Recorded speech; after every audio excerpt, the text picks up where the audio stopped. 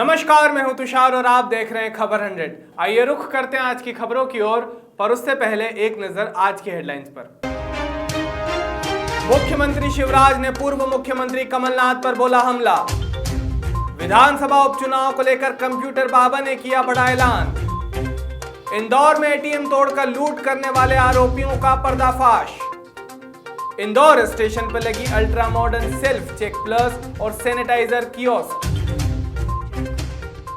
Corona के संकट को देखते हुए प्रदेश सरकार के गृह विभाग ने नई गाइडलाइन जारी की है, जिसमें मध्य प्रदेश की राजधानी भोपाल में रात की 8 तक ही दुकानें खोली जा सकेगी। 8 बजे के बाद केवल आवश्यक सेवाएं ही जारी रहेगी। केमिस्ट, रेस्टोरेंट, भोजनालय, राशन और खान पीन के से संबंधित दुकानें 8 बजे के बाद भी अपने निर्धारित समय तक खुल सकेगी। भोपाल से दीपक सिंह की रिपोर्ट। मध्य प्रदेश में उपचुनाव के चलते राजनीति काफी गरमाई हुई है। आरोप और बयानों का दौर रुकने का नाम ही नहीं ले रहा। इसी कड़ी में मुख्यमंत्री शिवराज सिंह चौहान का बड़ा बयान सामने आया है, जिसमें वे पूर्व मुख्यमंत्री कमलनाथ पर जमकर हमला बोलते हुए नजर आ रहे हैं। शिवराज ने कहा कि 15 महीने उनकी सरकार थी, उन्होंने क्या किया। यह बड़ी लायकी की बात थी कि वल्लभ भवन को दलालों का अड्डा बना दिया था, और कौन लायक है और कौन नालायक है ये तो केवल जनता तय करती है। सर, कमलनाथ जी ने आपके खिलाफ टिप्पणी की है। कमलनाथ जी हैं, और कमलनाथ जी अगर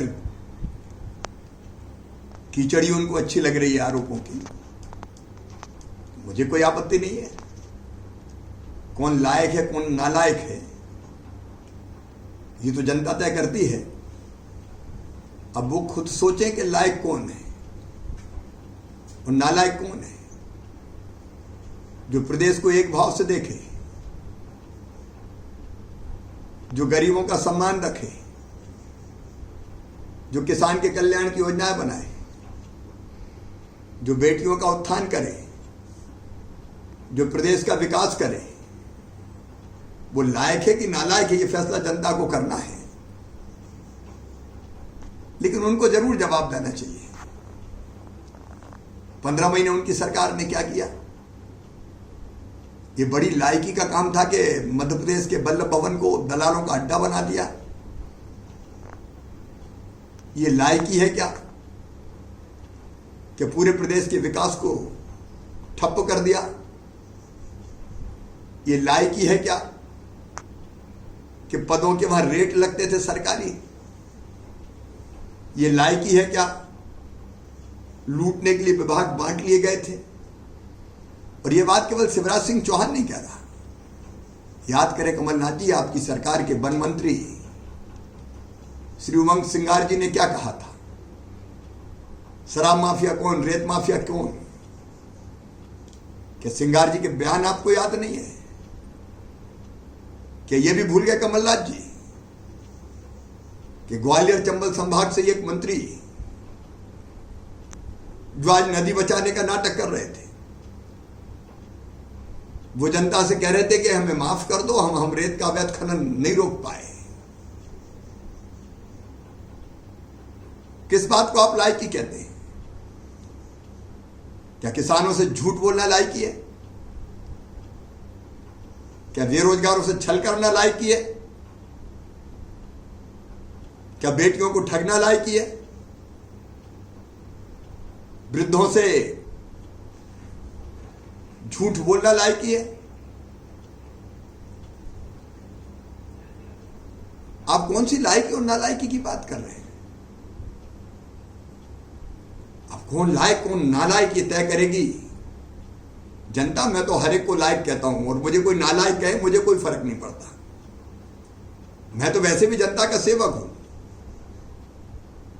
लेकिन जवाब तो आपको देना पड़ेगा कि ये लायकी है कि 15 महीनों में आप 5 मिनट के लिए भी कभी ग्वालियर नहीं गए। कि ये लायकी है कि आज आप कह दो कि मैंने तो फलानी जी पे छोड़ दिया था। अच्छा, वो भी जिन पे आपने छोड़ने की बात कही, ज्योतिरादित्य जी तब लायक थे जब चुनाव के लिए उपयोग करना था। और बाद में अब उनके बारे में आप क्या टिप्पणियां कर रहे हैं? क्या मुख्यमंत्री जब विधि द्वारा स्थापित भारत के संविधान के प्रति सच्ची श्रद्धा और निष्ठा रखूंगा और बिना पक्षपात और भेदभाव के सबकी सेवा करूंगा, और अब कह रहे हैं मैंने तो ग्वालियर छोड़ दिया था। कितने भोले हैं कमलनाथ जी आप, और जनता इस भोलेपन को मान लेगी? बताइए, लाइक पूर्व मुख्यमंत्री, जरा योग्य अस्पताल के निर्माण को आपने क्यों रोका?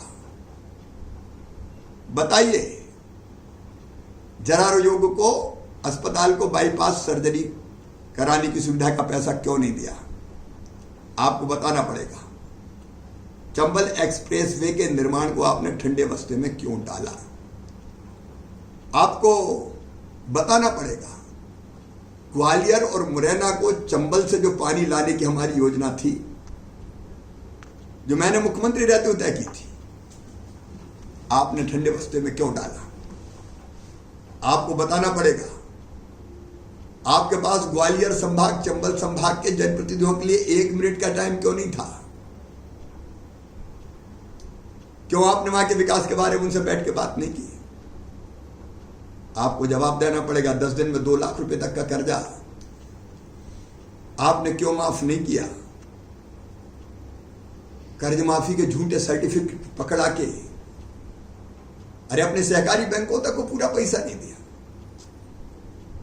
क्या ये बैंकों के साथ धोखा नहीं है? आपको जवाब देना पड़ेगा। किसान सम्मान निधि का पैसा जो प्रधानमंत्री जी सीधे किसानों को दे रहे थे, आपने उस पैसे को क्यों अटकाया? जब आप थे तब 50 लाख किसानों को भी नहीं मिलता था, और हमने 5 महीने में बढ़ा के 76 लाख किसान कर दिए। आपको जवाब देना पड़ेगा। बाढ़ के हालातों में किसानों के बीच ग्वालियर चंबल संभाग में क्यों नहीं पहुंचे? लायक पूर्व मुख्यमंत्री 4000 रुपया बेरोजगारी भत्ता जवानों को क्यों नहीं दिया? लायक उप मुख्यमंत्री बेटियों के कन्यादान के 51,000 किसने खा लिए ये तो बताओ। संबल योजना क्यों बंद की? इसका जवाब देना पड़ेगा। गरीबों के अंतिम संस्कार के कफन के पैसे क्यों छीने? इसका जवाब देना पड़ेगा। गरीब बहन के बेटा बेटी पैदा होने के पहले 4,000 और बाद में 12,000 लड्डू के क्यों छीने? आपको जवाब देना पड़ेगा। फसल बीमा योजना के प्रीमियम की राशि क्यों, प्रीमियम की राशि आपने क्यों जमा नहीं की प्रदेश के हिस्से की, जिससे किसानों को 3100 करोड़ रुपया नहीं मिले? जवाब देना पड़ेगा। लाड़ी लक्ष्मी बेटियों की योजना को क्यों आपने ठंडे बस्ते में डाला? बुजुर्गों की तीर्थ दर्शन यात्रा को आपने क्यों रुकवाया? आवास योजना में और गरीबों को मकान मिल सकते थे, प्रधानमंत्री आवास योजना आपने राज्य अंश क्यों नहीं दिया? गरीबों की सहायता की योजनाएं बंद करके क्या गरीबों के साथ धोखा नहीं किया? आपकी लायकी की कितनी बातें हैं? जवाब के रूप में कहूं, मुझको नालायक कहने वाले पहले इन प्रश्नों का उत्तर दें। पश्चिम रेलवे के इंदौर स्टेशन पर पहली बार अति आधुनिक ultra modern self check plus व सैनिटाइजर कियोस्क लगाया जा रहा है। इसकी खासियत यह है कि इस मशीन के सामने जब कोई भी व्यक्ति खड़ा होगा तब मशीन में से एक अल्ट्रा किरण निकलेगी जो व्यक्ति के मस्तिष्क को टच करते ही मशीन द्वारा स्वयं यात्री से वार्तालाप शुरू करेगी और व्यक्ति के सामान को सैनिटाइज करने के निर्देशन देगी। क्या खासियत है इसमें? देखिए, कोरोना जिस तरह का संक्रमण है उसकी वजह से हम लोग जितना एहतियात यात्रियों के लिए करना चाह रहे हैं उसके लिए हम लोग प्रयत्नरत हैं। जैसे हम लोगों ने एक आत्मा नाम की मशीन लगाई है जिससे कि लोगों का जब यात्रा करते हैं तो टेम्परेचर चेक करते हैं। अब ये दूसरी मशीन है जो कि रतलाम मंडल पर इंदौर स्टेशन पर लग रही है। इस मशीन की खासियत यह है कि मानव रहित है। आपको आना है और इस मशीन के सामने खड़ा होना है। तो एक अल्ट्रा किरण आपके माथे को टच करेगी और जैसे ही टच करेगी तो ये कियोस्क स्टार्ट हो जाएगा और उसमें से एक आवाज़ आएगी और वो आपको निर्देशित करेगी कि आपको करना क्या है। अगर आपके पास लगेज है तो साइड में एक बॉक्स है, उस बॉक्स के साइड में एक इस तरह का बना हुआ है, तो आपको टच नहीं करना है, बस उसके बीच में उसको रखना है, उंगली हाथ को रखना है। जैसे हाथ रखेंगे तो अपने आप बॉक्स खुल जाएगा और उसमें सामान रख के और फिर लगाओगे तो उसे फिर दोबारा दिखाओगे तो फिर वो अंदर चला जाएगा और सैनिटाइज होकर निकल आएगा। साथ में फिर आप जो मशीन है उसमें एक होल है, उसमें आपको उंगली को रखना है तो आपका टेम्परेचर अपने आप डिस्प्ले हो जाएगा कि आपका टेम्परेचर क्या है। इसके साथ में अगर आपका मोबाइल आपके पास है तो आपको वो पूछेगा कि अगर आपके पास मोबाइल है तो एक और सिस्टम है बिल्कुल मशीन के नीचे, वहाँ पे भी आपको हाथ को बस बाहर दूर से रखना पड़ेगा और वो खुल जाएगा और उसमें आप मोबाइल रख दीजिएगा, मोबाइल सैनिटाइज होकर बाहर निकल आएगा। तो ये आपको किसी मानव की ज़रूरत नहीं है, केवल उस इंस्ट्रक्शन को फॉलो करना है और आप फिर इसके बाद में आप एक सैनिटाइज़र उसमें चैम्बर है, उसमें अगर आप हाथ आगे करेंगे तो सैनिटाइज़र निकलेगा और आप हाथ को सैनिटाइज़ कर सकते हैं। तो बिल्कुल सुरक्षित मशीन है जिसमें कि आदमी पूरी तरह से सुरक्षित अपने सामान को भी, अपने मोबाइल को और ख़ुद को सुरक्षित रख सकता है। इंदौर के नजदीकी तिल्लोर और तिंचा फॉल के बीच हादसा हुआ जिसमें तिंचा फॉल की ओर से आ रही एक कार भारी बारिश के चलते नाली में बह गई। कार में 4 लोग सवार थे। तिल्लोर गांव के लोगों ने चारों की जान बचाई और एक बड़ा हादसा होने से रोका।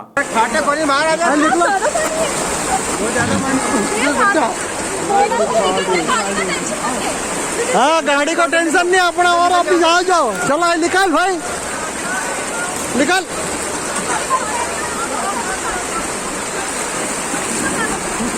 थोड़ा उसको निकलिए बाहर, तो आ जाएगी गाड़ी, तो कहीं नहीं जाएगी, नहीं जाएगी, यहाँ फिरेगी। सांवेर में स्व सहायता समूहों का मुख्य कार्यक्रम हुआ, जहां कल्याण सप्ताह के अंतर्गत इंदौर जिले में स्व सहायता समूह को अपनी आर्थिक गतिविधियों की अभिवृद्धि के लिए 1,55 लाख रुपए से अधिक की राशि मुहैया कराई गई। ये राशि वितरण के लिए स्व सहायता समूहों का मुख्य कार्यक्रम सांवेर की कृषि उपज मंडी परिसर में आयोजित किया गया। कार्यक्रम में जल संसाधन मंत्री तुलसीराम सिलावट और कलेक्टर मनीष सिंह विशेष अतिथि के रूप में मौजूद रहे। मेरा नाम रचना चौधरी है, मैं ग्राम नागपुर उजाला महिला ग्राम संगठन की कोषाध्यक्ष हूँ। हम 25 से 30 सदस्य मिलकर ये सैनिटाइजर और काढ़े का काम कर रहे हैं। हमने ये त्रिकूट आजीविका त्रिकूट चूर्ण बनाया है और अनुरक्षक सैनिटाइजर का निर्माण किया है। हमारे लगभग 1700 पाउच तैयार हो चुके हैं और हम 100 लीटर सैनिटाइज़र बनाने की क्षमता रखते हैं। हमारा एक 100 ml की बाटल 50 रुपये में बिकती है और एक पाउच हमारा 50 रुपये में बिकता है, 50 ग्राम का। हाँ, मशीन द्वारा हम सब मिलके बनाते हैं और इसको बेचने के बाद जो भी बचत होगी आपस में हम सभी सदस्य मिलकर बांटेंगे। धन्यवाद। आज भाई ने शिवराज सिंह चौहान जी ने आज जो पूरे मध्य प्रदेश में एक नई क्रांतिकारी कदम उठाया है कि स्व सहायता समूह के माध्यम से इनका जीवन स्तर सुधारा जाए। इसलिए मैं कोटि कोटि मध्य प्रदेश के लोगों का आभार मानता हूँ, क्योंकि हमारा देश में माँ शक्ति की पूजा होती है। जब तक आज आप देख नहीं रहे हो, समाज का विकास, मध्य प्रदेश का विकास तभी संभव है, समाज की वो मात शक्ति जो गरीबी रेखा के नीचे अपना जीवन यापन करती हैं, उनका विकास हो। मध्य प्रदेश के ओजस्वी मुख्यमंत्री आज भाई ने शिवराज सिंह चौहान जी ने आज जो पूरे मध्य प्रदेश में एक नई क्रांतिकारी कदम उठाया है कि स्व सहायता समूह के माध्यम से इनका जीवन स्तर सुधारा जाए। इसलिए मैं कोटि कोटि मध्य प्रदेश के मुख्यमंत्री का आभार मानता हूं, क्योंकि हमारा देश में माँ शक्ति की पूजा होती है। जब तक हमारी बेटी का, हमारी माँ, हमारी बहन का विकास नहीं होगा तो समाज शक्तिशाली नहीं बन सकता। समाज तभी शक्तिशाली बनेगा, हमारी बहन भी शक्तिशाली हो, हमारी माँ भी हो, हमारी परिवार का पूरा सब एक साथ शक्तिशाली बने। संतोष व्यास की रिपोर्ट। चिकित्सा शिक्षा मंत्री विश्वास सारंग ने कोरोना महामारी पर अपने बयान में कहा कि मैंने पहले भी कहा है कि कोरोना संक्रमण पूरी दुनिया में तेजी से बढ़ रहा है। इसके लिए सरकार लोगों से लगातार ये अपील कर रही है कि जब तक वैक्सीन नहीं आता तब तक सोशल डिस्टेंसिंग तथा मास्क लगाकर ही अपनी हिफाजत करें। कोरोना की दवाई और कोरोना का इलाज केवल और केवल संयम और अनुशासन है। देखिए, बड़ी तेज़ी से संक्रमण बढ़ रहा है। मैं पहले भी कहते आया हूँ, पूरी दुनिया में इसी तरह से हम देख रहे हैं कि संक्रमण की स्थिति बढ़ती जा रही है। हिंदुस्तान के बाकी राज्यों में भी संक्रमण बढ़ रहा है, मध्य प्रदेश में भी बढ़ रहा है, और इसीलिए सरकार लगातार जनता से यही अपील कर रही है कि जब तक वैक्सीन नहीं आता तब तक केवल और केवल सोशल डिस्टेंसिंग और मास्क लगाकर ही हम अपनी हिफाजत कर सकते हैं। कोरोना की दवाई या कोरोना का इलाज केवल और केवल अनुशासन और संयम ही है, क्योंकि सभी गतिविधियां तेज़ी से शुरू हो गई हैं, इसलिए संक्रमण तेज़ बढ़ रहा है, इसलिए ये स्थिति है। परंतु मध्य प्रदेश की हमारी सरकार पूरी मुस्तैदी के साथ हर व्यवस्था को चुस्त दुरुस्त कर रही है। हमारे यहाँ किसी भी तरह की इलाज में कमी ना आए, इसकी हमने पूरी व्यवस्था की है। हमने हर ज़िले वाइज प्लानिंग की है। ज़िले में आगे आने वाले 2 महीने में कितना संक्रमण बढ़ सकता है, पुराना जो स्टडी है उसको देखते हुए उस हिसाब से उस ज़िले का पूरा कैचमेंट, उसके आसपास के क्षेत्र की भरपाई करते हुए वहाँ बिस्तरों की व्यवस्था की जा रही है, आईसीयू वार्ड की व्यवस्था की जा रही है। ऑक्सीजन को लेकर जिस प्रकार की बात है, तो माननीय मुख्यमंत्री जी के निर्देश पर ऑक्सीजन की एक अलग टास्क फोर्स बना दी गई है, जो रोज़ हर स्तर पर ऑक्सीजन की मॉनिटरिंग कर रही है। पर मरीज उसकी खपत कितनी होनी चाहिए और उस हिसाब से उस अस्पताल में कितनी आपूर्ति होनी चाहिए, इसकी पूरी व्यवस्था सरकार कर रही है। उसके साथ ही आईसीयू बेड, वेंटिलेटर की पूरी व्यवस्था है। और सबसे महत्वपूर्ण बात है कि हमारे वो कोरोना वॉरियर्स, चाहे वो डॉक्टर्स हों, नर्सिंग स्टाफ हो या पैरामेडिकल स्टाफ हो, उनके लिए भी सरकार ने हर स्तर पर व्यवस्थाएं की हैं और उनका मॉरल ऊपर रहे, वो उत्साहित रहें और आगे आने वाले समय में वो कोरोना मरीज़ को सही इलाज दे सके, इसकी भी व्यवस्था मध्य प्रदेश में की जा रही है। सर, कल से विधानसभा का देखिए, कांग्रेस को तो हर मुद्दे पर राजनीति करने की आदत हो गई है। 15 महीने आपने तो किसी किसान के आंसू पोंछने की कोशिश नहीं की। वो किसान की फसल का बीमा की राशि जो कांग्रेस के समय उनके खातों में डाली जाने थी, वो तो आईफा अवार्ड के लिए कमलनाथ जी लगाने वाले थे। वो पैसा जो किसान के हित में खर्च होना था, वो सरकार के मंत्री अपना बंगला बनाने में लगा रहे थे। वो किसान की बीमा की राशि जो किसान के खाते में जाकर उसकी फसल की गारंटी प्रदान करती, उस पैसे को कांग्रेस के नेता अपने निजी उपयोग में लेके आ रहे थे। अब हमने किसान के खाते में राशि डाली है तो उनके पेट में दर्द हो रहा है। ये केवल राजनीति है और खुद किसी तरह गफलत की स्थिति पैदा कर सके, इसलिए इस तरह की बयानबाजी वो कर रहे हैं। सर, 24 घंटे के दौरान विधानसभा उपचुनाव को लेकर कंप्यूटर बाबा का बड़ा बयान सामने आया है, जिसमें उन्होंने कहा कि बीजेपी ने लोकतंत्र की हत्या करके सरकार बनाई है। शिवराज सरकार में बड़े पैमाने पर प्रदेश में रेत उत्खनन चल रहा है। मुख्यमंत्री के गृह जनपद सीहोर के जेत में बड़े पैमाने पर चल रहा है अवैध रेत का कारोबार। ये मंदसौर से शुरू होगी और समापन होगा मुरैना। कितने तंत्र हैं? मतलब नहीं, मुझे गद्दारों से मतलब है जिन्होंने लोकतंत्र की हत्या की है। यदि कांग्रेस सरकार को या कमलनाथ सरकार को जनता ने चुना था तो 5 साल तो देखते, आपको 15 साल देखा है जनता ने, तो 5 साल आपको नहीं देखना था। ये बहुत गलत किया है। महाराज, हमारी संस्कृति पर किसी ने आघात किया है, तब संत समाज रक्षा करने के लिए कि आपने जितने में सौदा किया है अब जनता आपसे हिसाब पूछेगी और इसका हिसाब आपको देना पड़ेगा, और संत समाज भी, क्योंकि जिस ढंग से आपने लोकतंत्र की हत्या की है, ये लोकतंत्र को बचाने के लिए पूरा संत समाज आगे रहेगा। भोपाल से दीपक सिंह की रिपोर्ट। वीरांगना लक्ष्मीबाई समाधि स्थल पर आरक्षण कुरीति विरोधी क्रांतिकारी माई के लाल पार्टी, एनएसएस जन अधिकारी संघ, स्पार्क्स पार्टी के साथ सर्व समाज संघर्ष समिति ने अखिलेश पांडे के नेतृत्व में शहीद राजीव गोस्वामी, सुरेंद्र चौहान, क्षमा गुप्ता, मोनिका चड्डा, मोहन गुप्ता को हृदय से श्रद्धा सुमन अर्पित कर दीप प्रज्वलन कर श्रद्धांजलि दी। साथ ही कहा कि 22 सितंबर से सभी आरक्षण कुरीति विरोधी सवर्ण आयोग गठन की मांग करते हुए संघर्ष दिवस पर फुलबाग चौराहे पर 1 दिवसीय शांति प्रिय उपवास पर बैठेंगे। जैसा कि आप सबको मालूम होगा, आज से लगभग 30 वर्ष पूर्व जब विश्वनाथ प्रताप सिंह की सरकार ने मंडल आयोग कमीशन की लागू किया था, उस समय देश में एक बहुत बड़ा आरक्षण के विरोध में एक आंदोलन शुरू हुआ था। उसी आंदोलन के तहत हमारे साथी, जिन्होंने संघर्ष में लगभग 20 साल हमारे साथ काम किया, राजीव गोस्वामी जी ने दिल्ली में देशबंधु कॉलेज के सामने, जहां भूख हड़ताल पे बैठे थे, 11 दिन बाद उनने आज के दिन आत्मदाह किया था। आज 30 साल बाद आपने दीप प्रज्वलन कर श्रद्धांजलि दी है, तो क्या नया करने वाले हैं? क्योंकि आरक्षण एक ऐसा विषैला नाग है जो खत्म नहीं हो पा रहा, तो आपने क्या शैली बनाई, कैसे खत्म होगा जी? तो श्रद्धांजलि तो हर साल दी जाती है, लेकिन आज जो हमने कार्यक्रम किया तो थोड़ा सा रूप चेंज किया। सबसे पहली मांग हमारी जो है कि मध्य प्रदेश के अंदर राज्य सवर्ण आयोग का गठन किया जाए।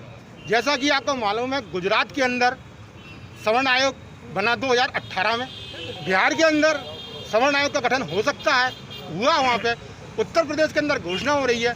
आगामी विधानसभा के जो उपचुनाव है उसके अंदर यदि भारतीय जनता पार्टी जो शासित सरकार है, उनने यदि अपने घोषणा नहीं की, मतलब घोषणा क्रियान्वयन करना है कि हम मध्य प्रदेश के अंदर राज्य सवर्ण आयोग का गठन करेंगे और करें, तो हम उनके साथ हैं। और कांग्रेस अपने घोषणा पत्र में जो कहे कि यदि हम चुनाव में सत्ता में आते हैं तो हम सवर्ण आयोग का गठन करेंगे। दूसरी मांग हमारी ये है कि जो आरक्षण लागू है उसके अंतर्गत जैसे राजपत्रित अधिकारी जितने भी हैं, IAS अधिकारी हैं, जो विधायक हैं, हमारे क्या कहते हैं मंत्री महोदय हैं, जो इस वर्ग के लोग आरक्षण का लाभ लेके आरक्षित सीटों से चुनाव जीत चुके हैं और विगत कई सालों से मंत्री हैं, वो उनको और उनके परिवार को इस श्रेणी से बाहर निकाला जाए। तब एक समय ऐसा आएगा, अंतिम पंक्ति तक आरक्षण पहुंचेगा और आरक्षण समाप्त होगा। जी, हमारे आरक्षण के विरोध में हमारे साथी स्वर्गीय राजीव गोस्वामी जी ने आज के दिन आरक्षण कुरीति के खिलाफ में आत्मदाह किया था, तो उनको आज याद करते हुए आज उनको हमने नमन किया है। और हमारा हर साल की तरह इस बार भी हमने नमन किया है और हमारा आरक्षण के विरोध में लगातार आंदोलन जारी है। उन्होंने जो अपना आत्मदाह किया, उन्होंने जो अपनी कुर्बानी दी, जो शहीद हुए, तो उनकी कुर्बानी जायज़ नहीं जाएगी। सारा युवा वर्ग उनके साथ है। और आरक्षण का विरोध क्या है आपका आंदोलन? बिल्कुल, आरक्षण के लिए लगातार हम जातिगत आरक्षण के विरोध में हम लगातार प्रयास करें। हमारी यही मांग है कि जो SC ST वर्ग में जो एक बार लाभ ले चुके हैं, जो एक बार IAS IPS बन चुके हैं, जो अच्छे पदों में बचे, उनको बाहर करके जो गरीब तबका है वो आज तक आरक्षण का लाभ नहीं मिल पाया। तो हमारा सरकार और शासन की ओर से हमारी यही मांग है कि वो इस ओर ध्यान दें, क्योंकि जो जातिगत आरक्षण है उससे जो SC ST वर्ग का जो निम्न तबका है उस तक तो आरक्षण पहुंच ही जाता, क्योंकि वो आगे बढ़ ही नहीं पा रहा है, पढ़ाई नहीं कर पाता है, तो वो वहाँ तक उनका आरक्षण नहीं पहुंच पाता है। तो हमारी शासन प्रशासन से हमारी यही मांग है कि वो इस ओर ध्यान दें और जातिगत आरक्षण कुरीति को में संशोधन करके उस कुरीति को खत्म करें। ग्वालियर से ओमपाल कौरव की रिपोर्ट। इंदौर से लसुलिया थाना क्षेत्र और परदेशीपुरा थाना क्षेत्र में ATM तोड़कर लाखों रुपए की लूट का खुलासा करते हुए पुलिस ने 2 आरोपियों को गिरफ्तार किया है। दोनों आरोपी बैंक के पूर्व कर्मचारी है। पुलिस ने आरोपियों से लूटे हुए रुपए बरामद किए हैं। वहीं आरोपियों से ATM लूट में प्रयुक्त किए गए औजार भी बरामद किए गए हैं। एक सप्ताह पूर्व लफुड़िया थाना क्षेत्र में एक पुलिस के लिए चुनौतीपूर्ण घटना हुई थी, जिससे मुख्य तौर पर ATM को तोड़ करके और 12.5 लाख रुपए लगभग वहां से चोरी की गई थी। पुलिस की टीम ने तत्परता से पहुंच करके वहां कार्रवाई की लेकिन घटनास्थल पर कई चीज़ें ऐसी थी जो पुलिस की चुनौती को बढ़ा रही थी, जैसे कि कैमरे का पहले से ही ख़राब हो जाना, 24 घंटे से पहले कैमरा ख़राब था, आसपास के कैमरों से भी छेड़छाड़ होना, वहाँ पर उपलब्ध जो एटीएम के लॉक्स हैं जो कि तोड़ना काफ़ी मुश्किल होता है, उसको तोड़ा जाना, और बिना किसी सबूत के, बिना किसी सीसीटीवी में आए हुए वहाँ से भाग निकलना। पुलिस के लिए मामला पेचीदा था।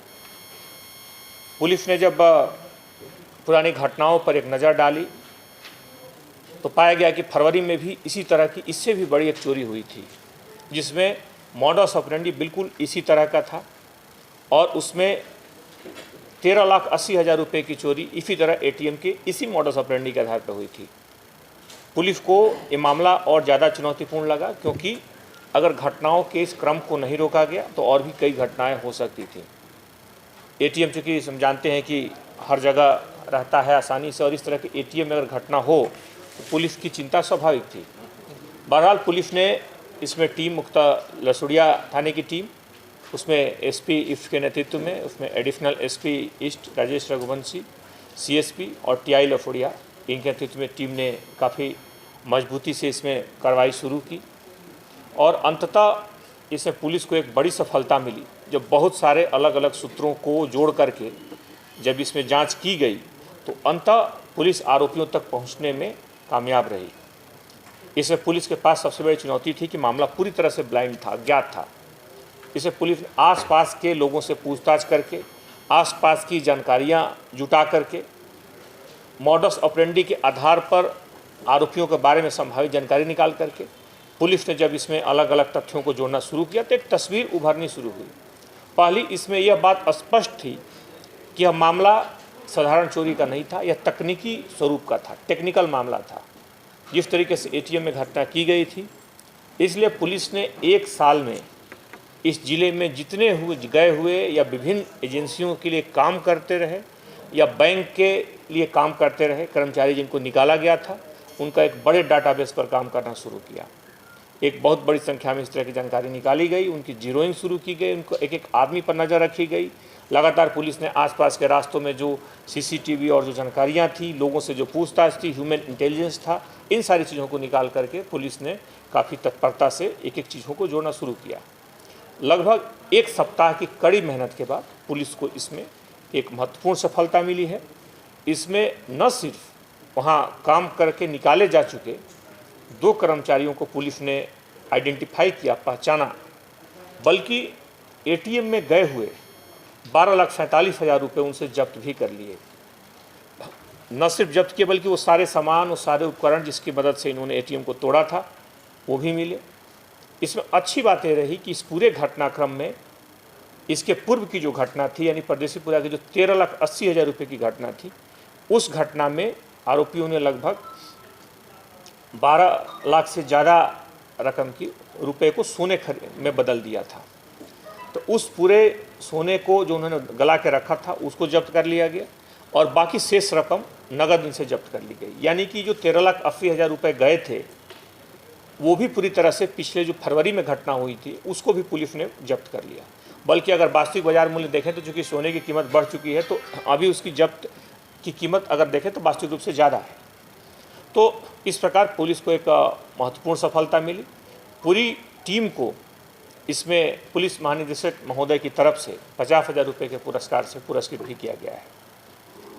इसमें कुछ ज़रूर चीज़ें हैं जो बैंक से भी और बैंक से जुड़ी हुई जो संस्थाएं हैं, उनके जो थर्ड पार्टी बहुत सारे ऐसी संस्थाएं हैं जिनकी वो मदद से अपने कार्य को करते हैं, उनसे सवाल ज़रूर उनको एक भेजा गया है। इसके बारे में उनसे बहुत सारी जानकारियाँ मांगी गई हैं और उनसे एक इस पर सवाल किया गया कि अगर किन परिस्थितियों में जानकारी मिलने के बाद भी लगभग 12 घंटे बाद रिपोर्ट की गई। इसमें इस पे भी किया गया कि इस तरह के कि कोई क्षतिग्रस्त अगर एटीएम हो या इस तरह की अगर कोई पहले से सूचना हो तो उसको दोबारा उपयोग में नहीं लाना चाहिए। इस बात पे भी बहुत सारी जानकारियाँ मांगी गई हैं। कुछ सुरक्षा संबंधी जानकारियों के बारे में बैंक अधिकारियों से बात की गई है और बार बार पुलिस ये बात को कहती है कि लगभग एटीएम जो कि महत्वपूर्ण जगहों पे वहाँ गार्ड होने चाहिए, कैमरों को लगातार अपडेट रखा जाना चाहिए, कैमरे जो हैं अपडेट इसलिए रहने चाहिए कि अगर उसकी जानकारी भी तत्काल पहुंच जाती है बैंक को, और अगर कोई बैंक का नहीं काम कर रहा है सीसीटीवी, तो उन्हें तत्काल उनकी एक टीम है जो इसके लिए लगातार रहती है, उससे तत्काल उसे ठीक कराना चाहिए। इसमें यह जो कर्मचारी थे, एक सिस्को जो एजेंसी है उस बैंक के पूर्व कर्मचारी थे जो पूर्व में निकाले गए थे, उस संबंधित बाकी जानकारियाँ भी उसमें और निकाली जा रही हैं इन लोगों के जो साथी हैं, क्योंकि इस तरह की घटनाएं दूसरे जिलों में भी हुई हैं। हम लोगों ने इसमें जानकारियां निकाली, इसी मॉडस ऑपरेंडी पे कुछ और जानकारियों की बारे में पता चला है, तो इस बारे में और जानकारियां निकाली जा रही हैं, कुछ और घटनाओं की जो कि ठीक इसी मॉडस ऑपरेंडी पे हुई है, पुलिस जानकारी निकाल रही है। उम्मीद है कि इसमें जल्द ही कुछ और मामले निकलेंगे। बहरहाल पुलिस की पूरी टीम को इसमें पुलिस महानिदेशक महोदय की तरफ से इस सफलता पर पुरस्कृत किया गया है।